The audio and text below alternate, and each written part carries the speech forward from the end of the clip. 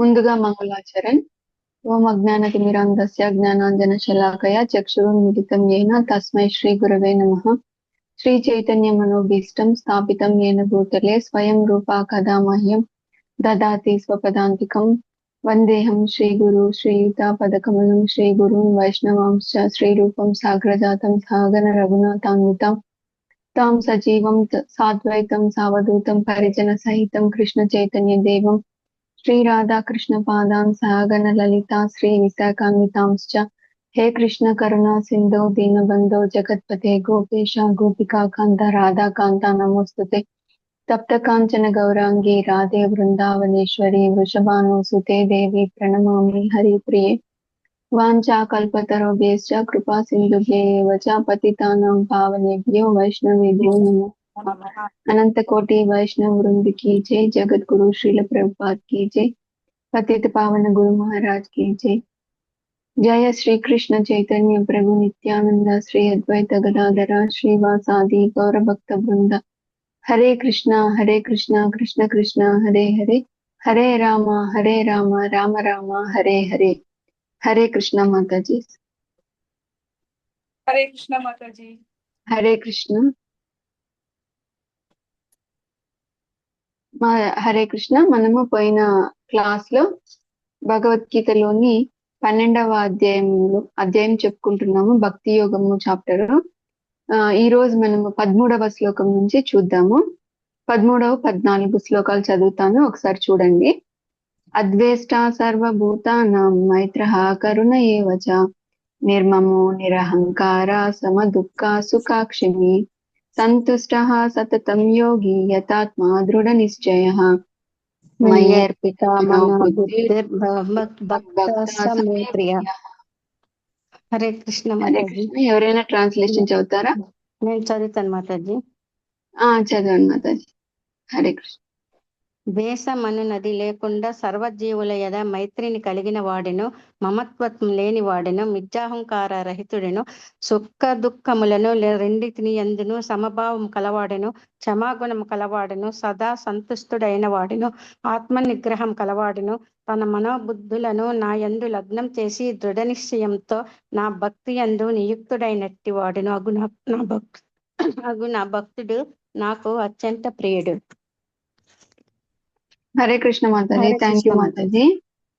ఈ 13వ శ్లోకం నుంచి 20వ శ్లోకం వరకు శ్రీకృష్ణ భగవానుడు కొన్ని దివ్య గుణాల గురించి చెప్తారనమాట. భక్తుడిలో ఉండే దివ్య గుణాల గురించి చెప్తారు.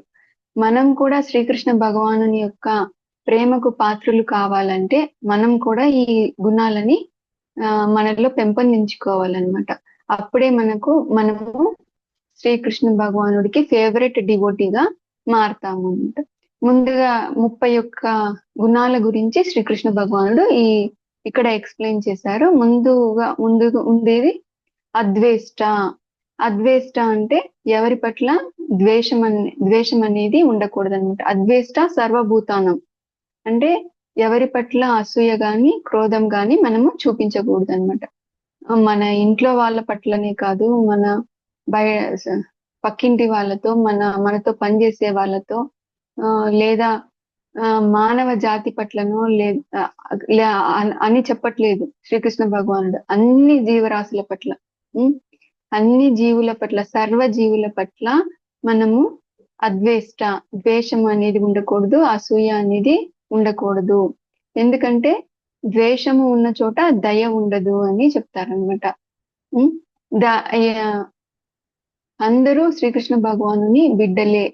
ప్రతి ఒక్క జీవి శ్రీకృష్ణ భగవానుని అంశమే కాబట్టి మనం ప్రతి ఒక్కరిని శ్రీకృష్ణుడికి సంబంధంగానే మనం చూడాలి.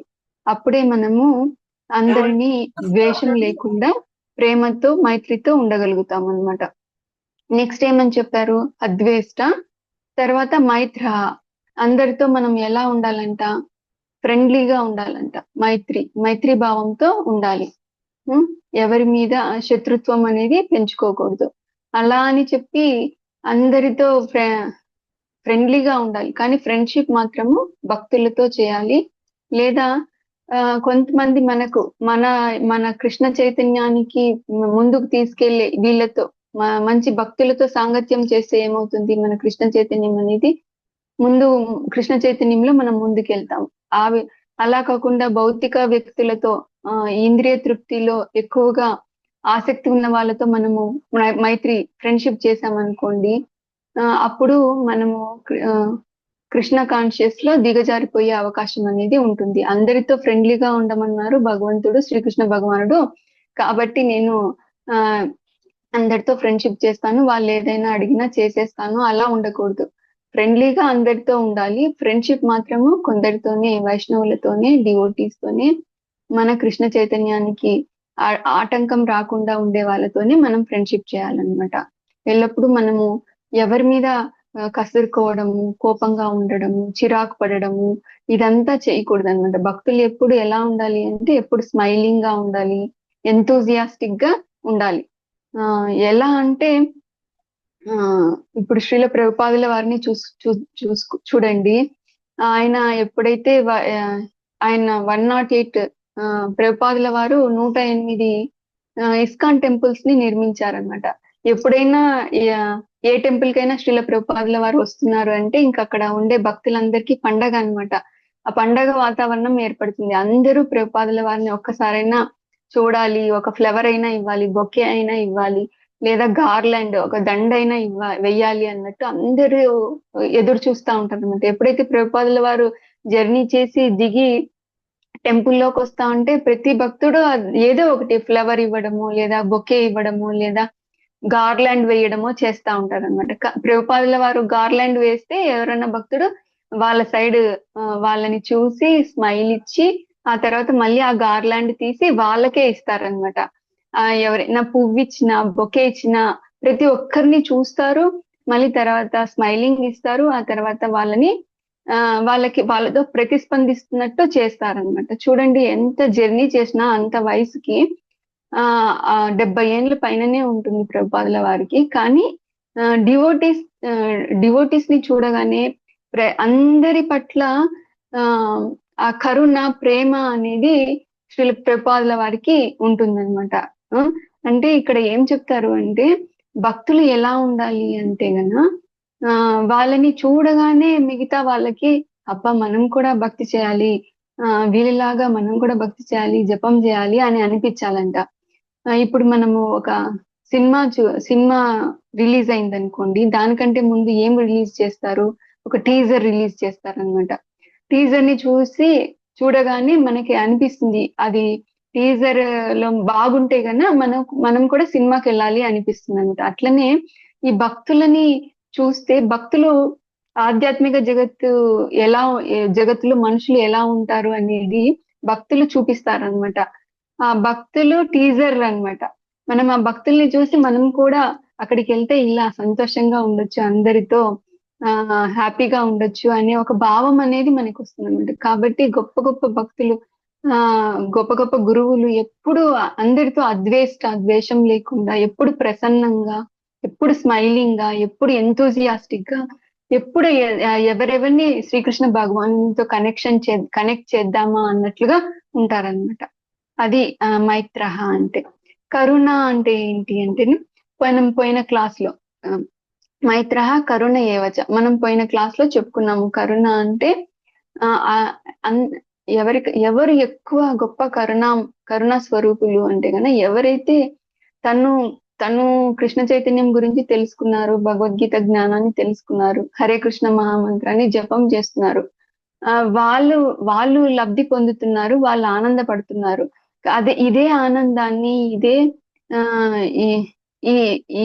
ఇదే లబ్ధిని మిగతా వాళ్ళకి కూడా ఇవ్వాలి, వాళ్ళు కూడా ఉద్ధరింపబడాలి, వాళ్ళు కూడా కృష్ణుడికి దగ్గర అవ్వాలి అని చెప్పి ఎవరైతే కృష్ణ చైతన్యాన్ని ప్రచారం చేస్తారో, ఎవరైతే శ్రీకృష్ణుడికి ఈ జీవులందరినీ కనెక్ట్ చేయడానికి ట్రై చేస్తారో, ఎవరైతే కృష్ణ చైతన్య ప్రచారానికి సహకరిస్తారో అటువంటి వాళ్ళే నిజమైన కరుణామూర్తులు అని చెప్పి ప్రభుపాదుల వారు భాష్యంలో రాస్తారనమాట. ఆ తర్వాత నిర్మమ, భక్తుడికి మమత్వం అనేది ఉండదన్నమాట. నిర్మమ అంటే ఏది నాది కాదు.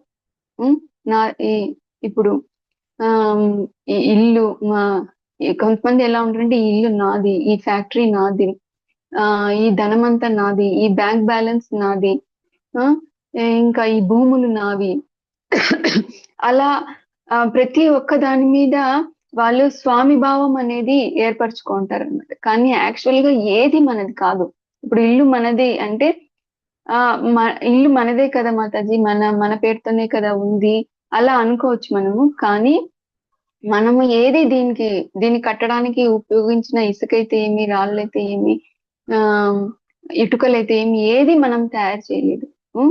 భగవంతుడు మనకి ఇవన్నీ ఎందుకు ఇచ్చాడు అంటే ఆ మన సంరక్షణలో ఉంచారు. మనం ఉన్నంత వరకు దానికి టేక్ కేర్ చేయాలి, అంతేగాని ఇది నాదే అనే భావన అనేది ఉండకూడదు అనమాట. మన బంధువులైతే ఏమి, బంధుత్వాలైతే ఏమి, పిల్లలైతే ఏమి, భర్త అయితే ఏమి, భార్య అయితే ఏమి, అందరూ కూడా భగవంతుని యొక్క బిడ్డలే.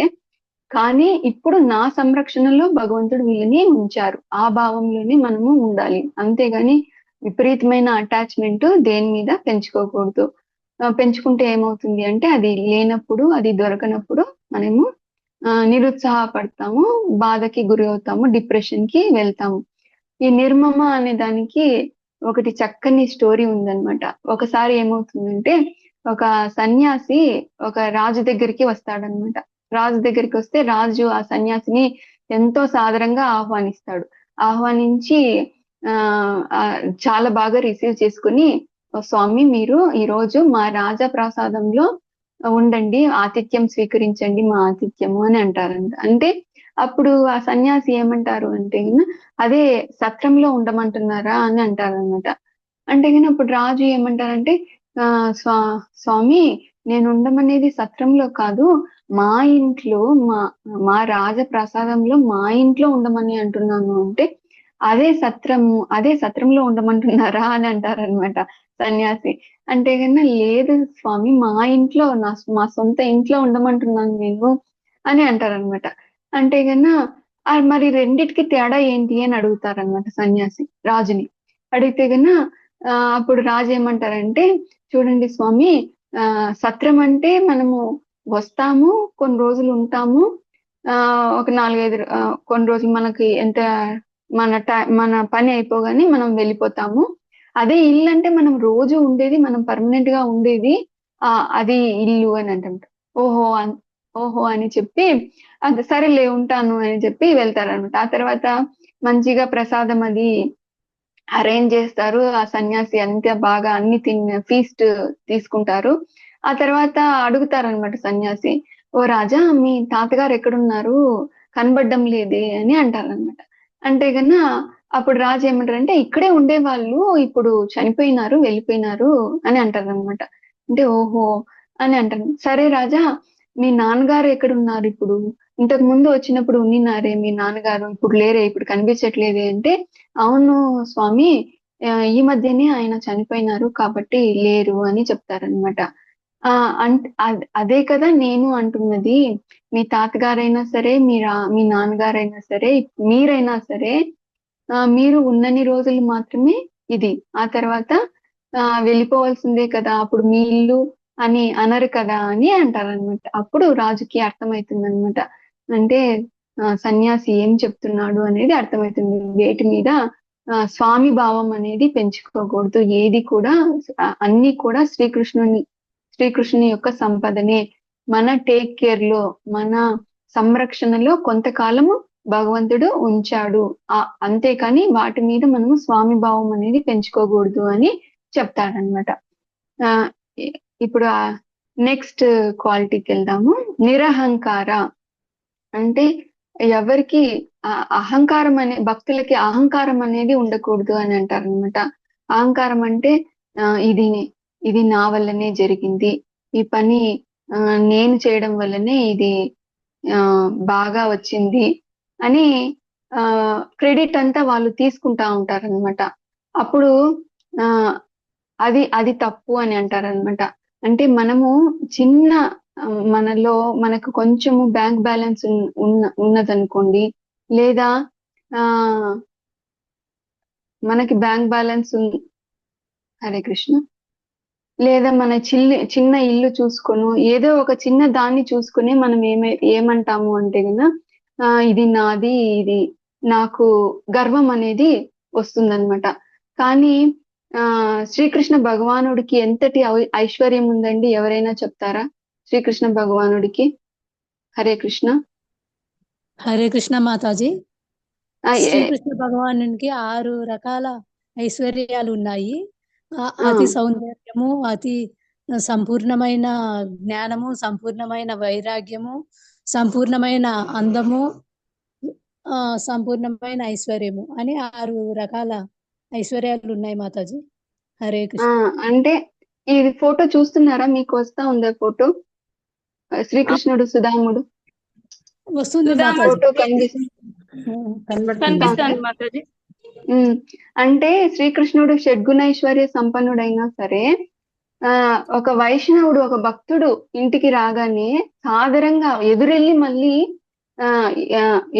మళ్ళీ ద్వారకాధీశ్ శ్రీకృష్ణ భగవానుడు ఎదురెళ్ళి మళ్ళీ అతన్ని తీసుకొని వచ్చి అతని శయ్య మీద కూర్చోబెట్టి ఆ సుధాముని యొక్క పాదాలు కడిగి ఆ పాదాలను నెత్తి మీద చల్లుకుంటున్నాడు అనమాట. అంటే మనము మనకు చిన్న బ్యాంక్ బ్యాలెన్స్ ఉన్న, ఒక డబుల్ బెడ్రూమ్ ఇల్లు ఉన్నా సరే, లేదా ఒక మంచి ప్రమోషన్ వచ్చినా సరే, మనం ఎంతో గర్వాన్ని ప్రదర్శిస్తాము. కానీ శ్రీకృష్ణ భగవానుడి నుంచి అన్ని బ్రహ్మాండాలు వస్తున్నాయి. అతని నుంచే భౌతిక జగత్తు, ఆధ్యాత్మిక జగత్తు అంతా కూడా వస్తుంది. అతను తలుచుకుంటే చేయలేనిది ఏమీ లేదు. షడ్గుణైశ్వర్య సంపన్నుడు, కానీ కూడా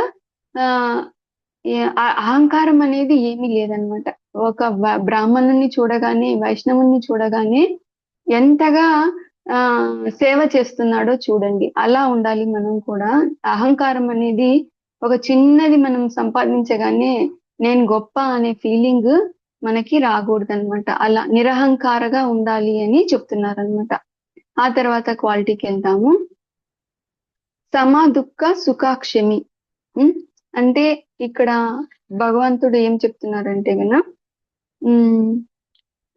అది దుఃఖం వచ్చినా సరే, సుఖం వచ్చినా సరే మనము సమంగా ఉండాలి. భక్తుడు అనేవాడు దుఃఖంలోను సుఖంలోను సమంగా ఉంటాడు అని చెప్తున్నారు అనమాట.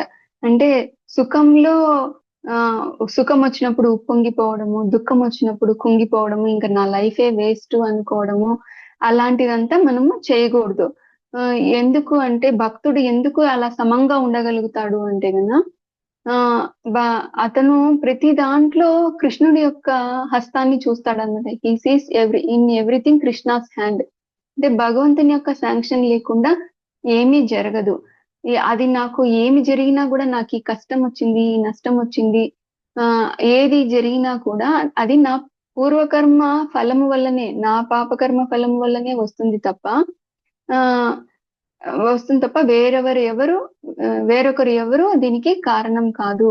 ఇంకా భగవంతుడు నా మీద దయతో ఇంకా నేను ఇంకా ఎక్కువ కష్టాన్ని, ఎక్కువ బాధని అనుభవించాల్సి ఉందేమో, కానీ నా మీద దయతో భగవంతుడు నాకు ఇంత మాత్రమే ఇచ్చాడు అని చెప్పి సుఖంలోను దుఃఖంలోను సమానంగా ఉంటాడు. సుఖం వచ్చినప్పుడు పొంగిపోయి, దుఃఖం వచ్చినప్పుడు కృష్ణ నీకు నేను రోజు సేవ చేస్తున్నాను, నీకు నేను రోజు మాలలు కుడుతున్నాను, నీకు రోజు నైవేద్యం పెడుతున్నాను, రోజు జపం చేస్తున్నాను, అయినా కూడా నాకు ఇన్ని కష్టాలు ఇచ్చినావు అని చెప్పి ఇంకా భక్తిని వదిలేయడము, లేదా అలా చేయడం అనమాట. ఏమి వచ్చినా, ఎన్ని కష్టాలు వచ్చినా, ఎన్ని నష్టాలు వచ్చినా, ఈ సుఖం వచ్చినా దుఃఖం వచ్చినా కృష్ణ చైతన్యాన్ని వదిలిపెట్టడం అనమాట. సమా దుఃఖ సుఖ అంటే దుఃఖంలోను సుఖంలోను సమంగా ఉంటారు అని అర్థం అనమాట. ఆ తర్వాత నెక్స్ట్ క్వాలిటీ ఏంటి అంటే క్షమి. సమ దుఃఖ సుఖ క్షమి. భక్తుడిలో ఉండే గొప్ప లక్షణం ఏంటి అంటే కనుక క్షమించడం అనమాట. చిన్నదైనా సరే, పెద్దదైనా సరే క్షమించేస్తాడు భక్తుడు. ఎందుకు అంటే ఇప్పుడు మనము ఎవరైనా మనకి నష్టము చేకూర్చారనుకోండి, లేదా ఏదైనా బాధ పెట్టారనుకోండి, మనం వాళ్ళ మీద పగని పెంచుకున్నాం అనుకోండి, అప్పుడు ఎలా ఉంటుంది అంటే మనము చేతులతో నిప్పులు పట్టుకొని వాళ్ళ మీదకి వెయ్యాలని మనం చూస్తున్నట్టు అనమాట. వేస్తే వాళ్ళకి మంట అయితే వస్తుంది, కానీ దానికంటే ముందు మన చెయ్యి అయితే కాలిపోతుంది అనమాట. కాబట్టి ఈ పగ పెంచుకోవడము, రివెంజ్ తీర్చుకోవడము, టిట్ ఫర్ టాట్ చేయడము, ఇవన్నీ భక్తుల లక్షణాలు కాదు అని చెప్తారు అనమాట. భాగవతంలో కూడా గొప్ప గొప్ప భక్తులు ఆ అందరినీ క్షమించారనమాట. ఇప్పుడు ఆ ద్రౌపది మాతని చూడండి. ద్రౌపది మాత ఎంత గొప్ప భక్తురాలు అంటే అశ్వత్థామ ఏం చేసినాడు, వాళ్ళ 5 మంది పిల్లల్ని ఉప పాండవుల్ని పడుకోనుంటే వాళ్ళ గొంతు కోసి పారిపోతాడనమాట. అప్పుడు అర్జునుడు కృష్ణుడు వెళ్ళి ఆ అశ్వత్థామని పట్టుకొని కట్టేసి ద్రౌపది ముందు నిలబెడతారనమాట. అలా అలా అలా చూసేసరికి అశ్వత్థామని ద్రౌపది మాత ఏమనుకుంటుంది, గురుపుత్రుడు, మనం గురుపుత్రుడికి ఇలాంటి శిక్ష వేయకూడదు. మనం ఇప్పుడు ఏదైనా ఇతన్ని చంపేసినామంటే గన నేను ఇప్పుడు బిడ్డని కోల్పోయి ఎంత బాధపడుతున్నానో వాళ్ళమ్మ కృపి కూడా అంతే బాధపడుతుంది కదా, కాబట్టి వదిలేసేయండి అని చెప్తుంది. చూడండి, ఆమెకు ఉన్న 5 మంది పిల్లలు, ఒక బిడ్డన్న కాదు. ఒక బిడ్డ చనిపోయినారు, ఇంకో బిడ్డని చూసుకుంటా బతుకుదాము అని అనుకోవడానికి కూడా లేదు. అశ్వత్థామ 5 మంది ద్రౌపది మాత పిల్లల్ని గొంతు కోసి చంపేసినాడు. అయినా కూడా మనము గురువు యొక్క కుమారుణ్ణి ఇలా చేయకూడదు, నేను అది అశ్వత్థామని చంపితే వాళ్ళమ్మ కృపి కూడా నాలాగనే బాధపడుతుంది, అటువంటి క్షోభని మనము గురుమాతకి ఇవ్వకూడదు అని చెప్తుంది అనమాట. అలా భాగవతంలో చాలా మంది డివోటీస్ అందరినీ క్షమించారనమాట. ఇంకా ఎవరైనా చెప్తారా? ఇంకెవరైనా గొప్ప గొప్ప డివోటీస్ ఎవరెవరిని క్షమించారు అనేది చెప్తారా? ఎవరికైనా? నిత్యానంద ప్రభు మాతాజీ. నిత్యానంద మహాప్రభు ఎవరిని క్షమించారు? జగాయ్ మదాయిని మాతాజీ. జగాయ్ మదాని క్షమించారు. ఎప్పుడైతే చైతన్య మహాప్రభు ఓకే మాతాజీ, ఎప్పుడైతే చైతన్య మహాప్రభు, నిత్యానంద మహాప్రభు ఈ కృష్ణ చైతన్యం హరే కృష్ణ మహామంత్రాన్ని ప్రచారం చేయాలని చూసి ఇంటింటికి వెళ్తారనమాట నిత్యానంద మహాప్రభు. అక్కడ ఇద్దరు పుట్టడము బ్రాహ్మణ్ ఫ్యామిలీలోనే పుట్టింటారు. బ్రాహ్మణులే, జగాయ్ మదాయ్ అనే వాళ్ళు ఇద్దరు బ్రాహ్మణులే. కానీ వాళ్ళకి లేని చెడు అలవాటు అంటూ లేదనమాట. అన్ని చెడు అలవాట్లు వాళ్ళకు ఉంటాయన్నమాట. వీళ్ళని మారిస్తే మనము వీళ్ళ చేత హరే కృష్ణ మహామంత్రం చెప్పించి వీళ్ళని భక్తులుగా మారిస్తే మిగతా వాళ్ళందరూ కూడా హరే కృష్ణ మహామంత్రాన్ని జపం చేస్తారు అని చెప్పి నిత్యానంద మహాప్రభు ఏం చేస్తారంటే, వాళ్ళు ఫుల్గా కళ్ళుకుండతో తాగేస్తుంటారనమాట. తాగేస్తే వాళ్ళ దగ్గరికి పోయి ఒక్కసారి కృష్ణ నామాన్ని చెప్పండి, ఒక్కసారి హరే కృష్ణ చెప్పండి అని అంటారనమాట. వాళ్ళకి కోపం వచ్చి ఎక్కడికి వచ్చి ఏం చెప్తున్నావు అని అంటారనమాట. అంటే తోసేస్తారు. అయినా కూడా మళ్ళీ వస్తాడనమాట నిత్యానంద మహాప్రభు. మళ్ళీ వచ్చి ఒక్కసారి హరే కృష్ణ మహామంత్రం, ఒకసారి హరే కృష్ణ అనండి అంటే గన నువ్వు వెళ్ళవా ఇప్పుడు అని చెప్పి మళ్ళీ తోసేస్తారు. నిత్యానంద మహాప్రభు అంటే ఎవరు? సాక్షాత్తు బలరాముడు. మళ్ళీ అయినా కూడా వీళ్ళకి మెర్సీ ఇవ్వాలి అని చెప్పి నిత్యానంద మహాప్రభు మళ్ళీ ఆ జగాయ్ మదాయ్ దగ్గరికి వస్తారన్నమాట. ఈసారి వాళ్ళకి కోపం వచ్చి ఆ కొల్లకుండ కిందేసి పగలగొట్టి దాని ముక్క ఉంటుంది కదా, విరిగిపోయిన కుండని తీసుకొచ్చి అట్లా ఇసిరేస్తారనమాట నిత్యానంద మహాప్రభు మీదకి. అప్పుడు నిత్యానంద మహాప్రభుకి తలకి దెబ్బ తగిలి రక్తము స్రావం ఎక్కువ అవుతుందన్నమాట. అది తెలుసుకొని చైతన్య మహాప్రభుకి చెప్తారనమాట, ఇలా నిత్యానంద మహాప్రభుని గాయపరిచారు జగాయ్ మదాయి అని చెప్తే అతను చైతన్య మహాప్రభు వస్తారంట. వచ్చి రాగానే మీరు నా నిత్తాయిని ఇంతగా గాయపరుస్తారా? హరే కృష్ణ. మ్యూట్ లోకి వెళ్తారా రమణ వెంకట ప్రభు? మ్యూట్ లోకి వెళ్తారా? హరే కృష్ణ. హరే కృష్ణ ప్రభుజీ. రమణ వెంకట్ ప్రభుజీ మ్యూట్ లోకి వెళ్తారా?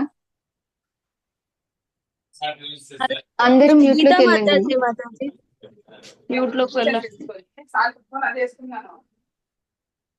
మాతాజీ, గీతా మాతాజీ మ్యూట్ లోకి వెళ్తారా? హరే కృష్ణ. అప్పుడు చైతన్య మహాప్రభు వచ్చి తన చైతన్య మహాప్రభు అంటే ఎవరు? సాక్షాత్ కృష్ణుడే. చైతన్య మహాప్రభు వచ్చి సుదర్శన చక్రాన్ని విడవపోతే అప్పుడు నిత్యానంద మహాప్రభు ఆపుతారనమాట. కాళ్ళు పట్టుకుని, చైతన్య మహాప్రభు కాళ్ళు పట్టుకుని, వద్దు, ఈ అవతారంలో మీరు చంపడానికి రాలేదు, ఉద్ధరించడానికి వచ్చారు అని చెప్పి ఆపుతారనమాట. ఎప్పుడైతే జగన్మాత ఇది చూస్తారో, అంటే మనము చంపాలనుకున్న వాళ్ళు కూడా చంపాలనుకున్నాం నిత్యానంద మహాప్రభుని, కానీ అతడు మనల్ని కాపాడుతున్నాడు అని చెప్పి వాళ్ళ ఆ క్షణంలోనే చైతన్య మహాప్రభు యొక్క శరణాగతి తీసుకొని గొప్ప భక్తులుగా మారుతారు. హరే కృష్ణ మహామంత్రాన్ని కూడా జపిస్తారనమాట. ఆ విధంగా భక్తులకి క్షమాగుణం అనేది ఉంటుందన్నమాట. ఇంకా హరిదాస్ ఠాకూర్ గురించి చెప్పినామంటే నామాచార్యులు. హరిదాస్ ఠాకూర్ ఎవరు అంటే నామాచార్య. ఆయన ముస్లిం అయినా కూడా రోజుకి 192 మాలల జపం చేస్తారనమాట. హరే కృష్ణ మహామంత్రం జపం చేస్తారనమాట. ఇది చూసి చాలా మంది ముస్లిమ్స్ ఇతను ముస్లిం అయ్యుండి కూడా హరే కృష్ణ మహామంత్రం జపం చేస్తున్నాడు అని చెప్పి వాళ్ళ నవాబుకి కంప్లైంట్ ఇస్తారనమాట. అప్పుడు ఆయన ఏం చేస్తారు, నవాబు ఆయనని పిలిపిస్తారు, హరిదాస్ ఠాకూర్ ని పిలిపిస్తారు. పిలిపించగానే అప్పుడు నవాబు మీరు ముసల్మాన్ కదా, మీరు హరే కృష్ణ మహామంత్రం జపం చేయడం ఆపేసేయాలి అని అంటారు అనమాట. అంటే కన్నా లేదు, నేను అది చేయకుండా ఉండలేను, నేను హరినామాన్ని వదలను అని చెప్తారు. అప్పుడు సరే అట్లయితే కానీ నిన్ను కొరడా దెబ్బలు శిక్ష విధిస్తాను నీకు అని చెప్పి 22 మార్కెట్ ప్లేసెస్ లో హరిదాస్ ఠాకూర్ ని కొడతనే ఉంటారనమాట. కొరడా దెబ్బలతో కొరడాతో కొడతనే ఉంటారనమాట. కానీ హరిదాస్ ఠాకూర్ మనసులో ఏమని ప్రార్థిస్తారంటే, ఇప్పుడు ఓ కృష్ణ, నన్ను వీళ్ళు ఇబ్బంది పెడుతున్నారని చెప్పి నువ్వు వాళ్ళకి ఏదైనా శిక్షను విధిస్తావేమో, విధించొద్దు, అలా చెయ్యొద్దు అని చెప్తారనమాట. చైతన్య మహాప్రభు ఏం చేస్తారు, సుదర్శన్ చక్రుని పంపిస్తారు. పంపిస్తే ఈ హరిదాస్ ఠాకూర్ ఏమని ప్రేయర్ చేస్తా ఉంటాడు, వాళ్ళనేం చేయొద్దు అని ప్రేయర్ చేస్తా ఉంటాడు. అందుకని సుదర్శన చక్రు ఎవరి మాట వింటుంది, భక్తుల మాటనే కదా వింటుంది, వాళ్ళని ఏమీ చేయదన్నమాట. ఈ విధంగా భక్తులకి క్షమాగుణం అనేది ఉంటుందన్నమాట. అంబరీష్ మహారాజ్ అయితే అంబరీష్ మహారాజు దుర్వాస మునిని క్షమిస్తాడు. ఇంకా ప్రహ్లాద్ మహారాజు వాళ్ళ తండ్రి ఎన్నెన్ని కష్టాలు పెడతాడు అయినా కూడా క్షమిస్తాడనమాట. ఇంకా నరసింహ భగవాన్ ఎప్పుడైతే ప్రత్యక్షమయ్యి ఏం వరం కావాలి కోరుకో అంటే ఫస్ట్ ఏం కోరుకుంటాడు, మా తండ్రి గారు ఏదో తెలియక అజ్ఞానంలో తప్పు చేశారు, మీ పట్ల శత్రుత్వం పెంచుకున్నారు, దయచేసి మా తండ్రి గారిని ఉద్ధరించండి అని చెప్పి కోరుకుంటాడు అనమాట. అంటే వాళ్ళ గురించి చెడుగా కోరుకోవడం వదిలేసేయండి, వాళ్ళని ఎవరైతే చంపాలని చూస్తున్నారో వాళ్ళ గురించి కూడా ప్రేయర్ చేస్తున్నారు. అలా ఉంటారు భక్తులు అన్నమాట. కాబట్టి మనం అంతంత పెద్దవి చేయలేకపోయినా కనీసం చిన్న చిన్న వాటికైనా సరే కోపం పెంచుకోకుండా క్షమించడం అనేది నేర్చుకోవాలి. ఎప్పుడైతే మనం క్షమిస్తామో మన మనసే ప్రశాంతంగా తయారవుతుంది అనమాట. నెక్స్ట్ శ్లోకంలో వెళ్దాం. నెక్స్ట్ క్వాలిటీ ఏంటి అంటే సంతుష్ట. సంతుష్ట అంటే సాటిస్ఫాక్షన్, తృప్తితో ఉండడం అనమాట. తృప్తితో ఉండడం అంటే ఇప్పుడు మనకి ఏదైతే ఉందో దానితోనే తృప్తిగా ఉంటారనమాట. ఏదైతే మనకి భగవంతుడు ఏదైతే మనకి ఎంతో కొంత ఇచ్చాడు, మనం కూడా నిజాయితీతో ఎంతో కొంత సంపాదిస్తున్నాం. ఏదో మనం సంపాదించిన దాంతో, భగవంతుడు ఇచ్చిన దాంతో భక్తుడు ఇప్పుడు తృప్తిగా ఉంటాడనమాట. అంతేగాని గొంతెమ్మ కోరికలు అనేటివి కోరుకోడనమాట. ఇంకా ఏంటి అంటే అతను భక్తుడు ఎలా ఫీల్ అవుతాడు అంటే భగవంతుడు నా శక్తిని బట్టి, నేను నా సమర్థతను బట్టి నాకు ఎంత అవసరమో అంత ఇస్తాడు, అంతకు మించి ఇచ్చినా నేను దాన్ని సమర్థవంతంగా మేనేజ్ చేయలేను అని చెప్పి భగవంతుడు నాకు ఏది అవసరమో, నాకు ఎంత కావాలో అది భగవంతుడికి తెలుసు, కాబట్టి భగవంతుడు నాకు అన్ని సమకూరుస్తాడు అనే నమ్మకం అనేది ఉంటుందన్నమాట. అంటే భక్తుడు ఏమని నమ్ముతాడంటే, నాకు ప్రమోషన్ కావాలి, లేదా నాకు జీతం పెరగాలి, లేదా నాకు భార్య అనుకూలంగా ఉంటే బాగుండు, లేదా నాకు భర్త అనుకూలంగా ఉంటే బాగుండు, పిల్లలు నా మాట కొంచెం వింటే బాగుండు, ఇలా అనుకోడనమాట. ఎందుకు అంటే భగవంతుడికి తెలుసు, భగవంతుడికి నాకు ఏది మంచిదో అది భగవంతుడికి తెలుసు. కాబట్టి అది ఏ టైంకి ఇవ్వాలి, ఎప్పుడు ఇవ్వాలి, ఎంతకాలం నా దగ్గర ఉంచాలి అది అంతా తెలుసు. నాకు ఈ ప్రెజెంట్ మాత్రమే తెలుసు. భగవంతుడికి నా పాస్ట్ తెలుసు, ప్రెజెంట్ తెలుసు, నా ఫ్యూచర్ కూడా తెలుసు. కాబట్టి నాకు ఏది ఎప్పుడు ఇవ్వాలి అనేది భగవంతుడికి బాగా తెలుసు అని చెప్పి భక్తుడు నమ్ముతారనమాట. ఇంకా ఏంటి అంటే మనం సాటిస్ఫాక్షన్ అంటే మామూలుగా ఏంటి అంటే మనం ఏదైనా ఒక కోరిక ఉందనుకోండి, అది తీరినప్పుడు మనము సాటిస్ఫైడ్ గా ఉంటాం. ఇప్పుడు మనం కారు కావాలి అని అనుకున్నాము, మనం కారు కొనుక్కోగలిగినప్పుడు అమ్మయ్య ఇంకా కారు నాకు వచ్చేసింది అని తృప్తిగా ఆనందంగా ఉంటాం అన్నమాట.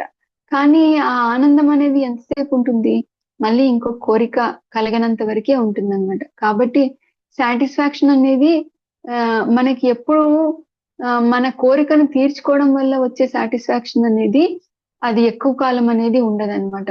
నిజమైన సాటిస్ఫాక్షన్ అంటే ఏంటి అంటే మనకి ఇంకా ఎటువంటి కోరికలే కలగకపోతే అది నిజమైన సాటిస్ఫాక్షన్ అన్నమాట.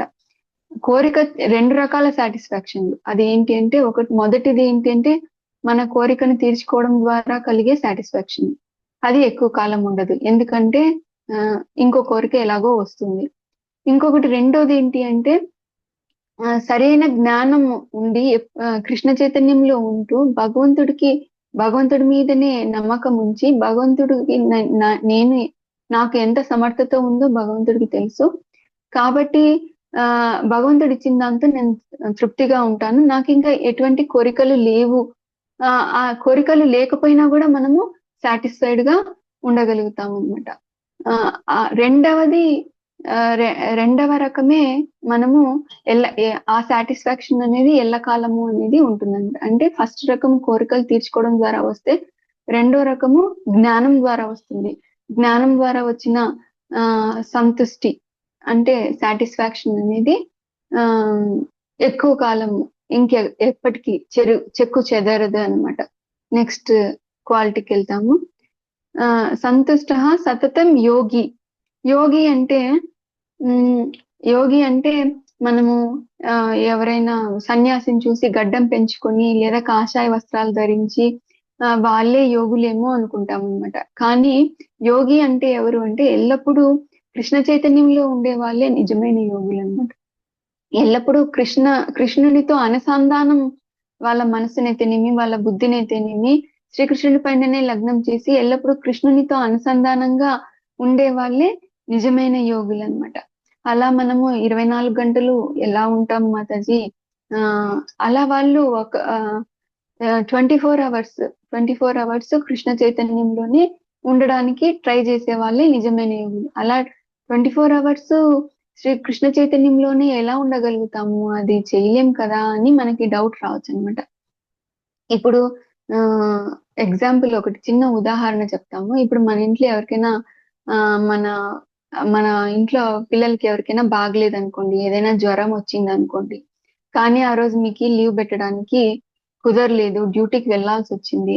అప్పుడు మనము పిల్లాడికి ఏం చేస్తాము, మందులు ఇస్తాము, కరెక్ట్ టైంకి వేసుకొని అయినా ఇవన్నీ వేసుకో, నీకు ఏదైనా డౌట్ ఉంటే ఫోన్ చెయ్యి, అవసరమైతే వస్తాను, ఇవి తాగు, ఇవి తిను, ఈ టాబ్లెట్స్ వేసుకో అని అన్ని చెప్పేసి మనం వెళ్తాం అనమాట.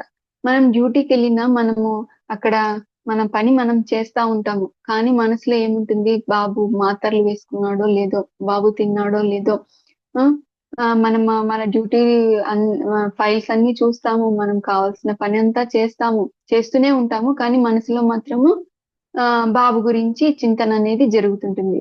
మన క్వాలిటీ ఏమైనా తగ్గుతుందా ఇక్కడ పని చేసే దాంట్లో అంటే ఏమి తగ్గదు. పర్ఫెక్ట్ గా మన పని మనం చేస్తా ఉంటాము, కానీ మనసులో బాబు గురించి ఆలోచిస్తుంటాము. అదే భగవంతుడు కూడా చెప్పేది. అర్జునుడికి కూడా చెప్పారు కదా, నీ మనసుని నీ బుద్ధిని నా పైన లగ్నం చెయ్యి, అట్ ద సేమ్ టైం నువ్వు యుద్ధం కూడా చెయ్యి అని చెప్తున్నారు అనమాట. అంటే నా స్మరణలో నువ్వు పని చెయ్యి అని చెప్తారనమాట. కాబట్టి మనము మన యోగి అంటే భగవంతునితో అనుసంధానంలో ఉండే వాళ్ళని యోగి అంటాం. అంతేకాని కృత్రిమంగా పెద్ద పెద్ద గడ్డాలు పెంచుకొని అడవులకు వెళ్ళి చెట్టు కింద తపస్సు చేసుకుని వాళ్ళు కూడా ఉండొచ్చు. కానీ నిజమైన యోగి అంటే గన ఎల్లప్పుడూ కృష్ణ చైతన్యంలో ఉండి కృష్ణునితో అనుసంధానంగా యోగంలో ఉండే వాళ్ళని యోగి అని అంటారనమాట. నెక్స్ట్ క్వాలిటీకి వెళ్దాము. యథాత్మ అంటే ఆత్మ నిగ్రహం అన్నమాట. అంటే వాళ్ళు సెల్ఫ్ కంట్రోల్ గా ఉంటారనమాట. అంటే ఆ ఉమ్, దేని గురించి ఎక్కువ వెంపర్లాడరు అనమాట. దేని గురించి కూడా వెంపర్లాడరు. మెయిన్ గా వాళ్ళు ఇంద్రియాలని కంట్రోల్ చేస్తారనమాట. ఈ ఇంద్రియాలని మనసుని భక్తుడు ఇంద్రియాలను మనసుని కంట్రోల్ చేస్తారు. మనకు ముందు అధ్యాయాలలో కూడా భగవంతుడు చెప్తున్నారు కదా, మన శత్రువు ఎవరో కాదండి, మన మనసే మన శత్రువు.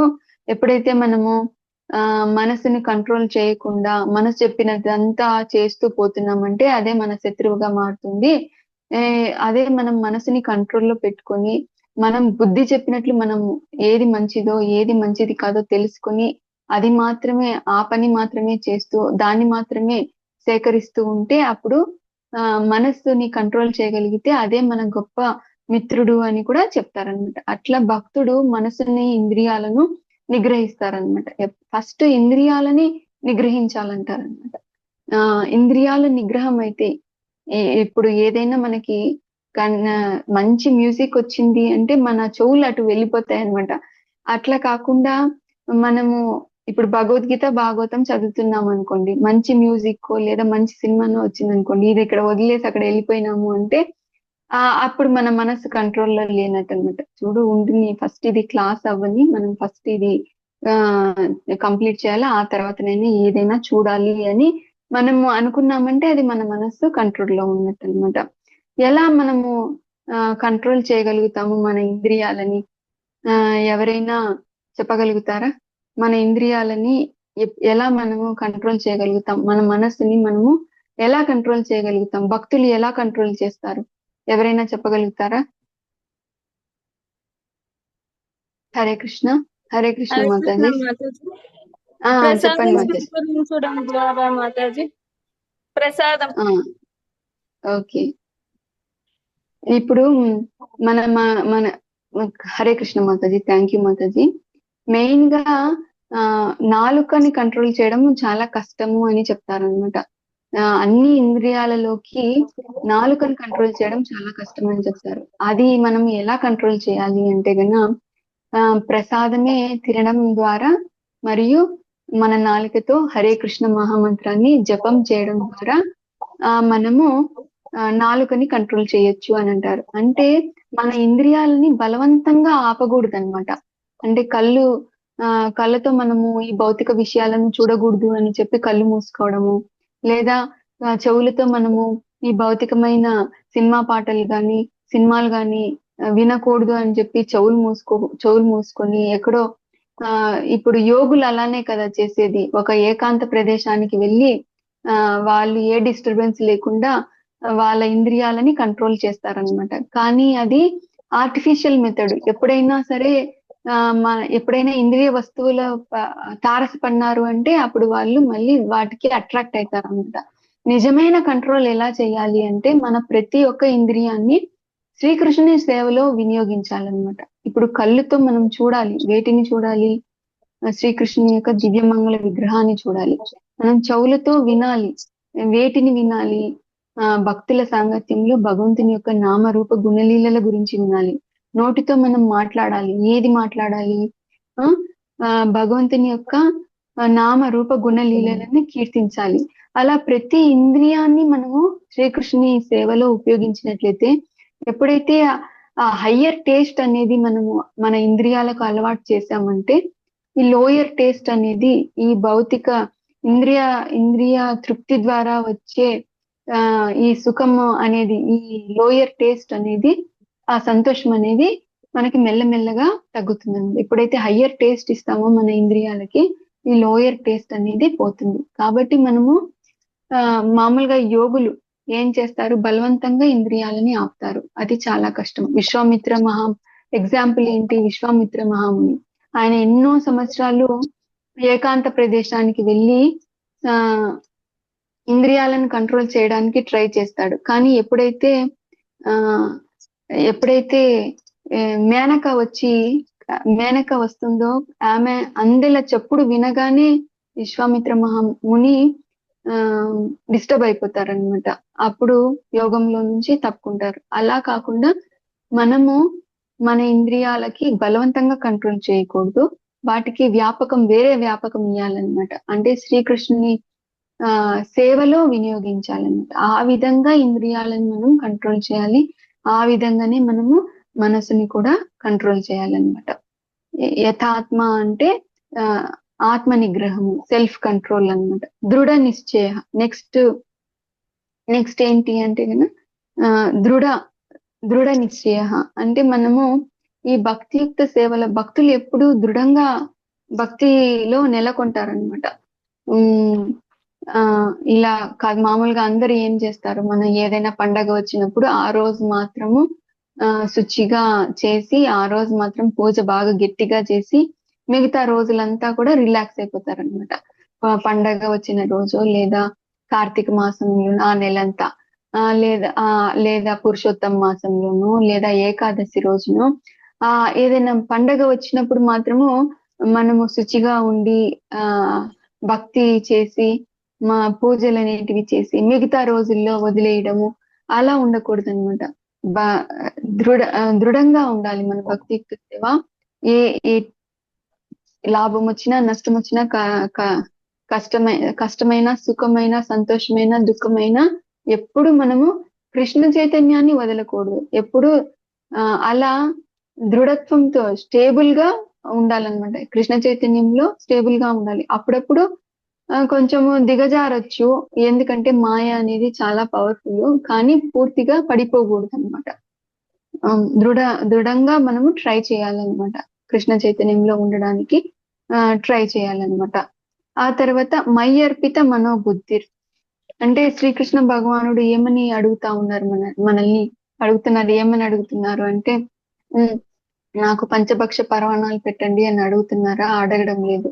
లేదా నా కోసం ఇంత ఖర్చు పెట్టమని అడుగుతున్నారా? నాకు కాస్ట్లీవి ఆఫర్ చేయమని పదార్థాలు అయితేనేమి వస్తువులు అయితే ఏమి అవి ఏమి అడగట్లేదు. ఆయన ఏం అడుగుతున్నారు, మీ మనసుని మీ బుద్ధిని నా పైన లగ్నం చేయండి అని అంటున్నారు అనమాట. ఇంతకు ముందు శ్లోకంలో కూడా చెప్పారనమాట. భక్తుల యొక్క స్టేజెస్ లో మయ్యావేశ్య మనోబుద్ధి అని కూడా చెప్పారు కదా. మయ్యేవ మనదస్వ మయి బుద్ధిం నివేశయ నివశిష్యసి మయ్యేవ అత ఊర్ధ్వం న సంశయ. అంటే శ్రీకృష్ణ భగవానుడు మన యొక్క ప్రేమని కోరుకుంటున్నారు.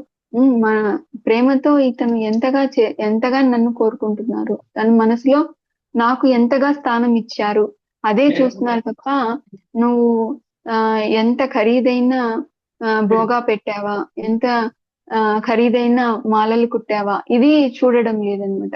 భగవంతుడు ఎప్పుడు మన మనస్సుని మన బుద్ధిని తన పైన లగ్నం చెయ్యి అని చెప్తున్నారన్నమాట. యోమద్ భక్త సమే ప్రియ. ఆ విధంగా భక్తియుక్త సేవలో నువ్వు నెలకొన్నట్లయితే అటువంటి భక్తులంటే నాకు అత్యంత ప్రియము అని చెప్తున్నారనమాట. ఈ 13-14 శ్లోకాల్లో ఏమని చెప్పారు, ఎవరి మీద ద్వేషం పెంచుకోకూడదు, అందరి పట్ల స్నేహభావంతో ఉండాలి, కరుణతో ఉండాలి, స్వామి భావం స్వామి భావం ఉండకూడదు, నిరహంకార అహంకారం అనేది ఉండకూడదు, సమ దుఃఖ సుఖ దుఃఖంలోను సుఖంలోను సమంగా ఉండాలి, క్షమించే గుణం ఉండాలి, సంతుష్ట మనకు ఏదైతే భగవంతుడు శాంక్షన్ చేశారో, మనము ఏదైతే భగవంతుడు మనకి కేటాయించాడో వాటితోనే మనము తృప్తిగా ఉండాలి, యోగి అంటే ఎల్లప్పుడూ కృష్ణ చైతన్యంలోనే సతతం కృష్ణ చైతన్యంలోనే ఉండడానికి, కృష్ణుని యొక్క అనుసంధానంలోనే ఉండడానికి ట్రై చేయాలి, యథాత్మ అంటే ఆత్మ నిగ్రహాన్ని కలిగి ఉండాలి, దృఢ నిశ్చయ భక్తియుక్త సేవలో దృఢ నిశ్చయంతో ఉండాలి, మయ్యర్పిత మనోబుద్ధి అంటే శ్రీకృష్ణ భగవానుని పట్లనే మనసుని బుద్ధిని లగ్నం చేసి యోమద్ భక్త సమే ప్రియ. ఇలా ఎవరైతే నా యందు భక్తియుక్త సేవలో నెలకొంటారో అటువంటి వాళ్ళు నాకు అత్యంత ప్రియులు అని చెప్తున్నారు అనమాట. ఇంకా నెక్స్ట్ శ్లోకంకి వెళ్దాము. 15 శ్లోకము. హరే కృష్ణ మాతాజీ. చదువుతాను, ఒక నిమిషం శ్లోకం చదవనియండి. యస్మాన్నో ద్విజతే లోకో లోకాన్నో ద్విజతే చయః హర్షామర్ష భయోద్వేగైర్యో భయోర్ హర్షామర్ష భయోద్వేగైర్ముక్తో యః స చ మే ప్రియః. హరే కృష్ణ మాతాజీ. చదవండి మాతాజీ. హరే కృష్ణ మాతాజీ. ఎవ్వరికి కష్టమును కలిగించని వాడు, ఎవ్వరి చేతను కలతకు గురి కాని వాడు, సుఖ దుఃఖములలో మరియు భయోద్వేగములలో సమచిత్తుడై ఉండునట్టి మానవుడు నాకు మిక్కిలి ప్రియుడు. హరే కృష్ణ మాతాజీ. హరే కృష్ణ. అందరూ మ్యూట్ లోకి వెళ్తారా ప్లీజ్? అందరూ దయచేసి మ్యూట్ లోకి వెళ్ళండి. Thank you Mataji. హరే కృష్ణ.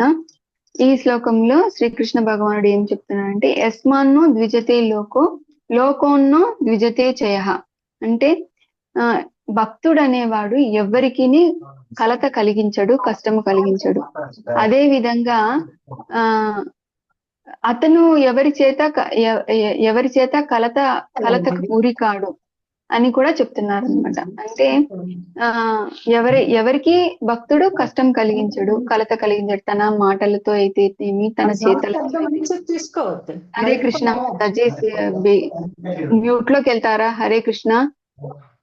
చెప్పలేకపోతున్నాను క్లాసు. హరే కృష్ణ. మ్యూట్ లోకి వెళ్తారా? సుగుణ మాతాజీ మ్యూట్ లోకి వెళ్తారా? Thank you Mataji. ఎవరైనా అన్మ్యూట్ చేసుకున్నప్పుడు వెంటనే మరి మ్యూట్ లోకి వెళ్ళిపోండి. మీరు మాట్లాడిన తర్వాత మ్యూట్ లోకి వెళ్ళండి. Thank you. భక్తులు అనే వాళ్ళు ఎలా ఉంటారంటే కనుక వాళ్ళ మాటలతో కానీ, వాళ్ళ చేష్టలతో కానీ, వాళ్ళ పనులతో కానీ ఎవరికి కలత అనేది కలిగించారు, ఎవరికి కష్టం అనేది కలిగించకుండా చూసుకుంటారు అనమాట. వాళ్ళు రోజు రోజు చెక్ చేసుకుంటారు, నేను అందరితోనూ కరెక్ట్ గానే ఉన్నానా, నా మాటల వల్ల ఎవరికి ఇబ్బంది కలగడం లేదు కదా అని చెక్ చేసుకుంటారు అనమాట. అంతేకాకుండా వాళ్ళు ఎవరైనా సరే వాళ్ళని ఇబ్బంది పెట్టినారనుకోండి, వాళ్ళని క్షమిస్తారు. వాళ్ళ ఇబ్బంది పెట్టలేదనుకోండి, వాళ్ళ కోసము క్షమించనైనా క్షమిస్తారు, లేదా వాళ్ళ కోసము ప్రేయర్ అయినా చేస్తారనమాట. అంటే ఏది మనసుకు అనేది తీసుకోరనమాట. వాళ్ళు ఎల్లప్పుడూ కృష్ణ చైతన్యంలోనే ఉంటారు కాబట్టి ఎప్పుడైతే మనము మన టార్గెట్ పెద్దదనుకోండి, మనము చిన్న చిన్న విషయాల గురించి మనము ఎక్కువగా మనసుకు తీసుకోమన్నమాట. అమ్మయ్య ఇది వీళ్ళని ఏదైనా వినాల్సి వచ్చినా, ఏదైనా చేయాల్సి వచ్చినా వింటాము, విన్న తర్వాత అమ్మయ్య అయిపోయింది అనుకొని తర్వాత వాళ్ళ జపం ఏదో వాళ్ళు చేసుకుంటారు. వాళ్ళ భగవంతునికి వాళ్ళ సేవ ఏదో వాళ్ళు దాంట్లో లగ్నమై ఉంటారనమాట. ఎవరైనా సరే ఎంతో గొప్ప కష్టం కలిగించినా సరే వాళ్ళది మనసుకు తీసుకోరనమాట, క్షమించేస్తారనమాట. దీనికి ఎగ్జాంపుల్ ఏంటి అంటే గన చిత్రకేతు మహారాజు గురించి తెలుసు కదండి మనకి.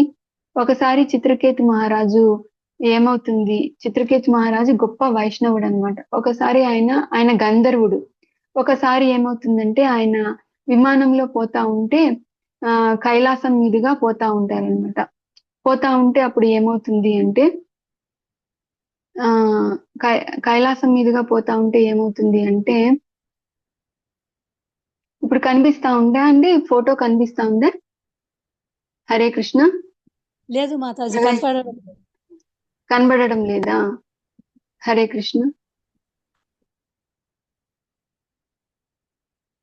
చిత్రకేతు మహారాజుది ఫోటో చూపిద్దామని.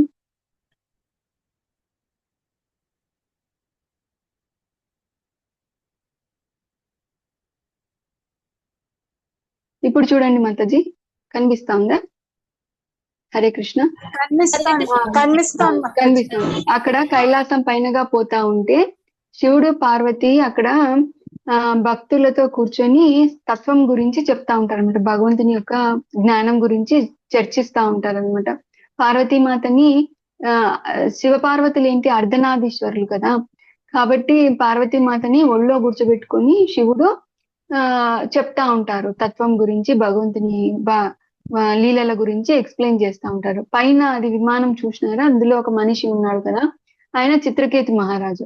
ఆయన వెళ్తూ ఇట్లా శివుణ్ణి చూసి ఏమంటారు అంటే, ఓ శివ, నువ్వు భార్యని ఒళ్ళో కూర్చోబెట్టుకొని కూడా నువ్వు ఇలా భగవంతుడి గురించి చెప్తున్నావు, అది నీకే సాధ్యము అని అంటారనమాట. అంటే అతని ఉద్దేశం ఏంటి అంటే, చిత్రకేతు మహారాజు ఉద్దేశం ఏంటంటే, నీకు ఎంతో సెల్ఫ్ కంట్రోల్ అనేది ఉంది, భార్య పక్కన ఉన్నా కూడా భగవంతుని లీలల గురించి చెప్పగలుగుతున్నావు అన్నట్టుగా అంటాడనమాట చిత్రకేతు మహారాజు.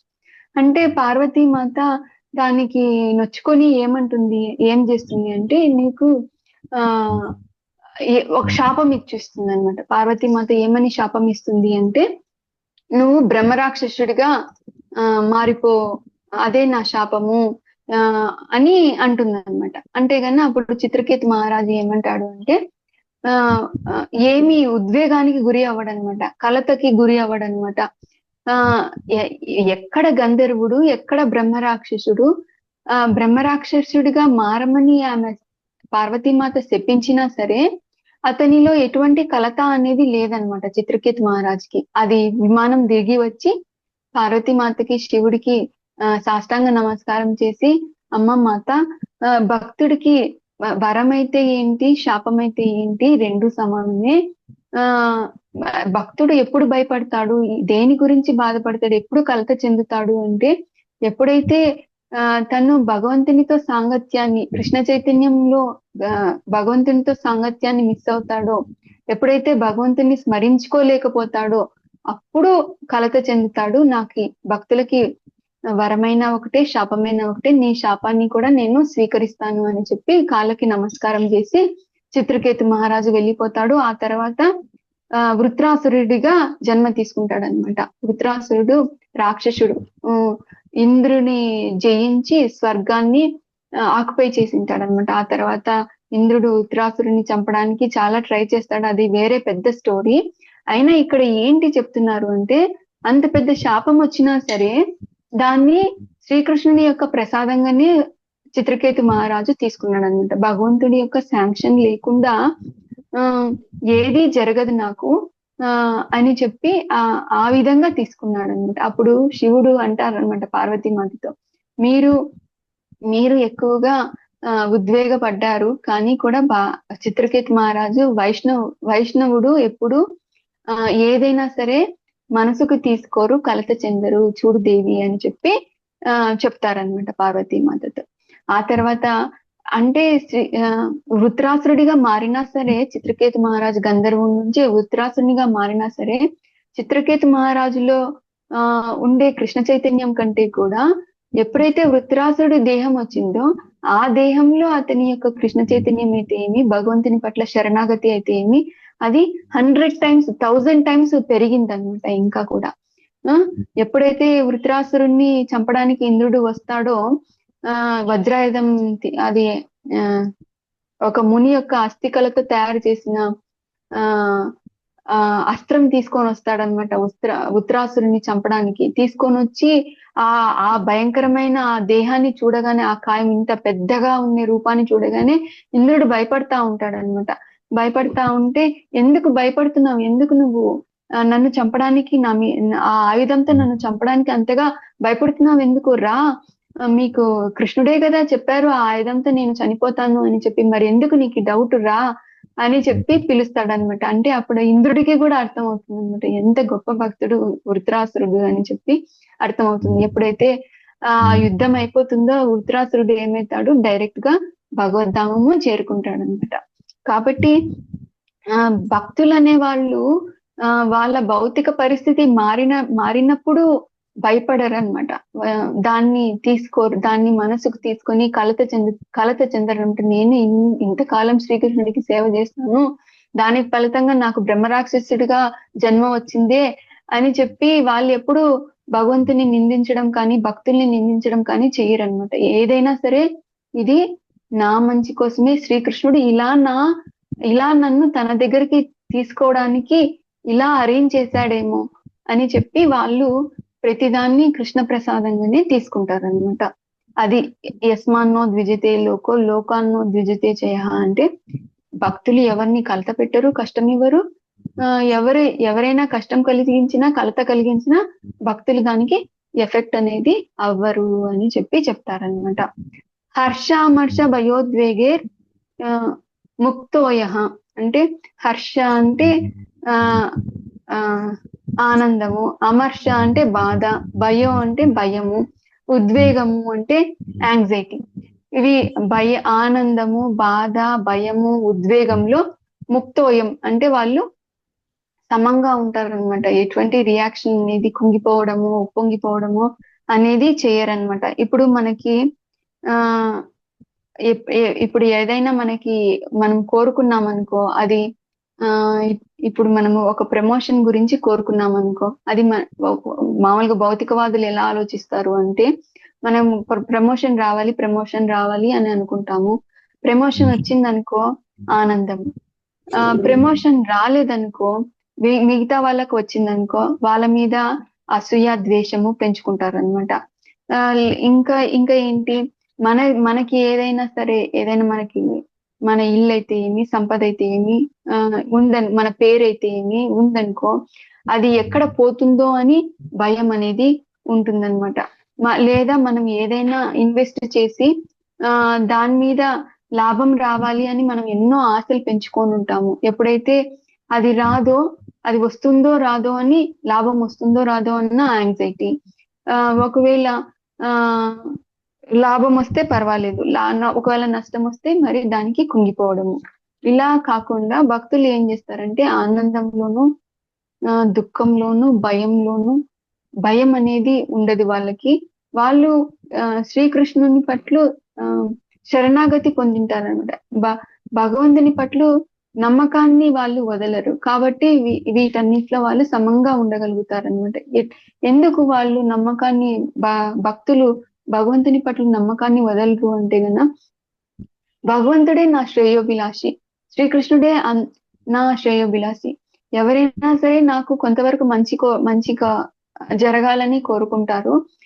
కానీ శ్రీకృష్ణుడు మాత్రము నాకు ఎల్లప్పుడూ సర్వకాల సర్వావస్థల్లో నా మంచి కోరుకునేది ఒక శ్రీకృష్ణ భగవానుడు మాత్రమే అని వాళ్ళకి నమ్మకం అనేది ఉంటుందన్నమాట.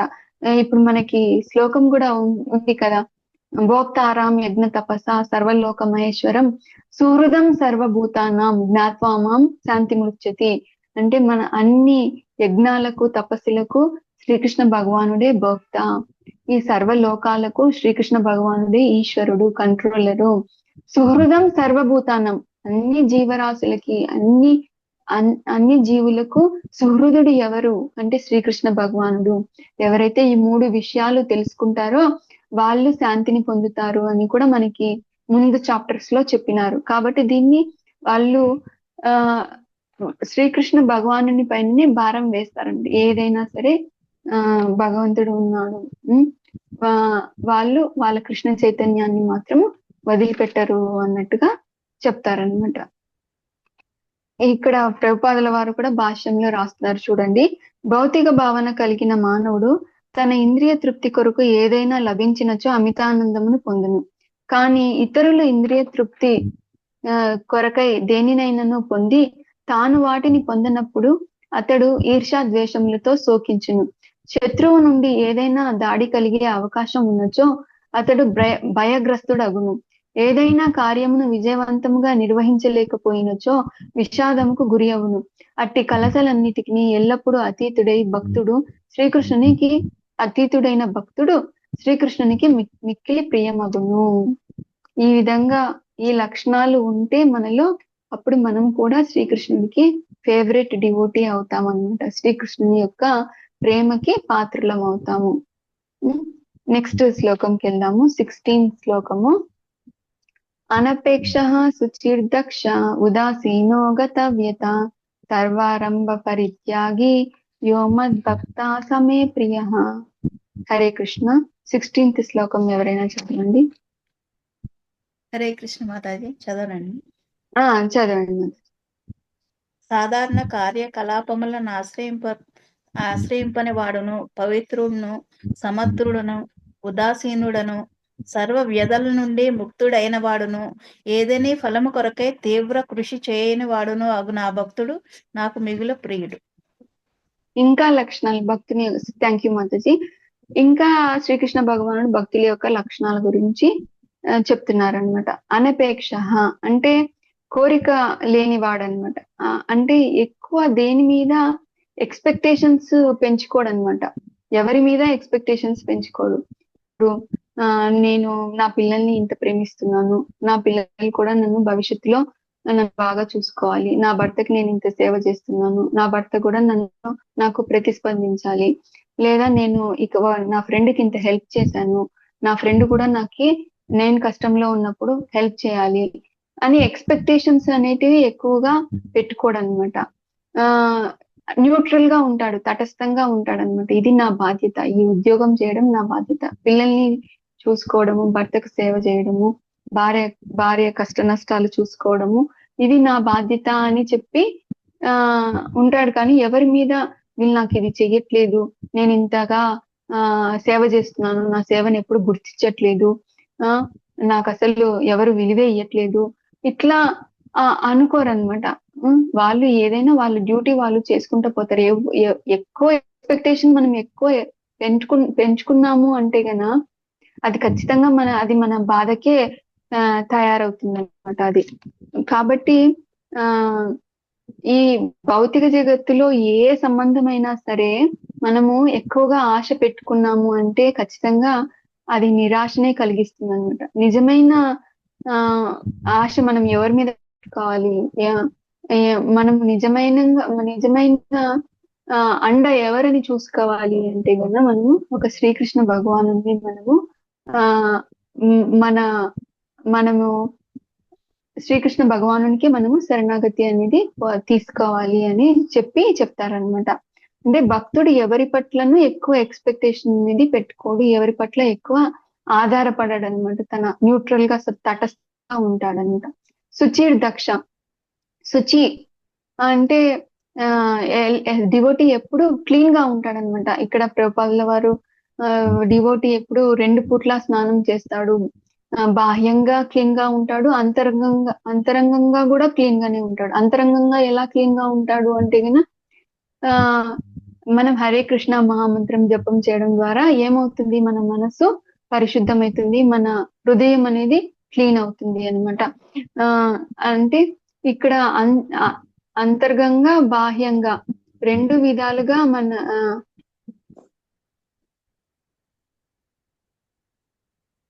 రెండు విధాలుగా శుచిగా ఉండాలి అని చెప్పి కోరుకుంటారు అనమాట. భక్తులు అలా ఉంటారు అనమాట.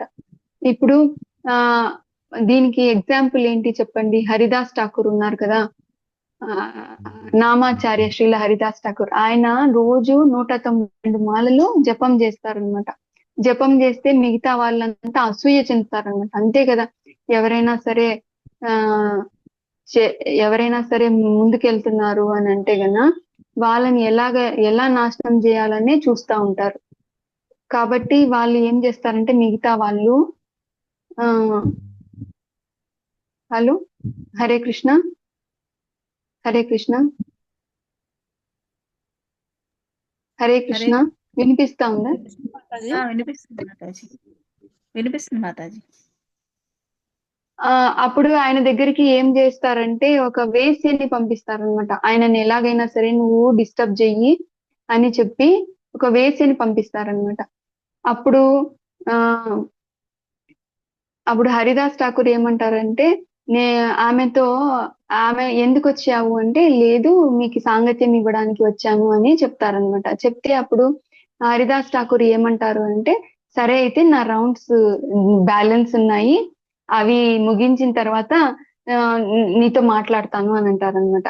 ఆయన రౌండ్స్ అసలు అవనే అవ్వవు, ఇంకాసేపు అని అంటారంట. ఇంకెంతసేపు స్వామి అంటే గన, లేదు ఇంకొంచెం సేపు వెయిట్ చెయ్యి, నీతో మాట్లాడతాను అని అంటారనమాట. ఎప్పుడైతే అంతసేపు ఆమె శుద్ధ భక్తుని ద్వారా వచ్చిన మంత్రాన్ని హరే కృష్ణ మహామంత్రం ఒక శుద్ధ భక్తుని యొక్క నోటి నుంచి వింటుందో, ఆమె కూడా పవిత్రమైపోయి హరిదాస్ ఠాకూర్ యొక్క కాళ్ళు పట్టుకొని, స్వామి నేను మిమ్మల్ని డిస్టర్బ్ చేయాలని ఏదో చెడ్డ బుద్ధితో మీ దగ్గరికి వచ్చాను, కానీ మీరు ఎంత ప్యూర్ గా ఉన్నారు, నన్ను కూడా మార్చేసినారు, కాబట్టి నాకు కూడా దీక్షను ప్రసాదించండి, నాకు కూడా మంత్రాన్ని ఇవ్వండి అని చెప్తుంది. ఆ తర్వాత ఆమె దగ్గర ఉన్న ధనాన్నంతా కూడా బీదలకి పనిచేసి హరే కృష్ణ గురువుని స్వీకరించి హరే కృష్ణ మహామంత్రాన్ని జపం చేసి ఆ విధంగా కూడా ఆమె ఉద్ధరింపబడుతుంది అనమాట. అంటే భక్తులు లోపల ఒకటి బయట ఒకటి కాదు, లోపల శుచిగానే ఉంటారు, బాహ్యంగా అంతరంగా రెండు కూడా శుచిగా ఉంటారు అని ఉంటారు అని చెప్తున్నారు అనమాట. శుచి దక్ష, ఆ తర్వాత దక్ష అంటే భక్తులు ఎలా ఉంటారు అంటే ఎక్స్పర్ట్ గా ఉంటారు అనమాట. అంటే ఈ వాళ్ళ విద్యుక్త ధర్మాన్ని చక్కగా పాటించగలుగుతారు. At the same time Krishna చైతన్యాన్ని కూడా వాళ్ళు రెండిటిని మేనేజ్ చేయగలుగుతారు అనమాట. ఈ రోజు నాకు పని ఎక్కువైపోయింది అని చెప్పి ఈ రోజు నేను జపాన్ని వదిలేస్తాను అలా ఉండరు అనమాట. రెండిటిని సమానంగా వాళ్ళు మేనేజ్ చేసే దక్షత వాళ్ళకి ఉంటుందన్నమాట. అలా ఉండాలి. భక్తుడు అంటే ఎలా ఉండాలంటే ఎక్స్పర్ట్ గా ఉండాలి, ఏదైనా మేనేజ్ చేయగలగాలి, ఏదైనా చేసే శక్తి ఉండాలి, ఎంతూజియాస్టిక్ గా ఉండాలి అని చెప్తున్నారు అనమాట. నెక్స్ట్ క్వాలిటీ ఏంటి అంటే ఉదాసీన అంటే ఏంటంటే ఎవరి మీద ఎక్కువగా ఆధారపడడం అనమాట. వీళ్ళు ఏమని చెప్పారు, ఉదాసీన అంటే ఆవేదన లేనివాడు. భక్తుడు ఎప్పుడు నిరంతరము కృష్ణ చైతన్యంలో ఆ దివ్య ఆనందంలోనే ఉంటారు. గతవ్యత అంటే దేని గురించి బాధ అనేది అతను చెందడనమాట. అతడు దేనికి అంత ఇంపార్టెన్స్ అనేది ఇవ్వడనమాట. ఏదో తన డ్యూటీ లాగా చేసుకుంటా వెళ్తారు కాబట్టి ఏ ఉపాధి మీద ఎక్కువ ఇంట్రెస్ట్ అనేది వ్యామోహం అనేది ఉండదు కాబట్టి దేని గురించి అంత బాధ అనేది భక్తుడు పడడు అని చెప్తారనమాట. సర్వారంభ పరిత్యాగి అంటే ఏదేదో భౌతిక వస్తువులన్నీ మా ఇంట్లోనే ఉండాలి, అన్నిటినీ నేనే సేకరించాలి, గొప్ప గొప్ప బిల్డింగ్లు, తనకు శక్తి మించిన పనులు నెత్తినేసుకొని వాటి కోసము తన టైం నంతా వేస్ట్ చేసి అవి సాధించడం కోసం తన టైం నంతా వేస్ట్ చేయడము అలా చేయడనమాట. ఏది అవసరమో దాని వరకు పనిచేస్తాడు, ఆ తర్వాత భక్తియుక్త సేవలో నెలకొంటాడనమాట. సర్వారంభ పరిత్యాగి యోమద్ భక్త సమయప్రియ, ఎప్పుడు భక్తియుక్త సేవలో నెలకొంటాడు. అటువంటి భక్తుడు నాకు మిక్కిలి ప్రియమైన వాడు అని చెప్పి శ్రీకృష్ణ భగవానుడు చెప్తున్నారనమాట. ప్రభుపాదుల వారు కూడా భాష్యంలో ఏం రాస్తున్నారో చూడండి. భక్తుడు ఎల్లప్పుడూ ఏదో ఒక ప్రత్యేక పక్షమును చేరనందున చింతారహితుడై ఉండును. అతడు అన్ని ఉపాధుల నుండి విముక్తుడై ఉండుట చేత అతడెన్నడను బాధపడడు. అంటే ఏ ఉపాధి మీద అతనికి ఇంట్రెస్ట్ అనేది ఉండదన్నమాట. అంటే నేను ఇప్పుడు డాక్టర్ అనుకోండి, అది ఒక డ్యూటీ లాగా చేస్తాడు, అంతేగాని దాంట్లో ఏదో ప్యాషన్ గానో లేదా దాని నుంచి ఎక్కువగా సంపాదించాలనో అలా ఏ ఉపాధి మీద తను ఎక్కువగా వ్యామోహం అనేది పెంచడన్నమాట. చివరికి ఈ దేహం కూడా మనకి ఒక ఉపాధి అంటే ఐడెంటిటీ అనమాట.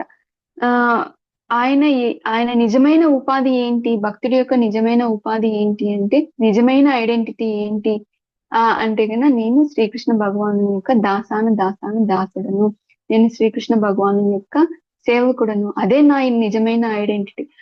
దానికోసం అతను ట్రై చేస్తా ఉంటాడు.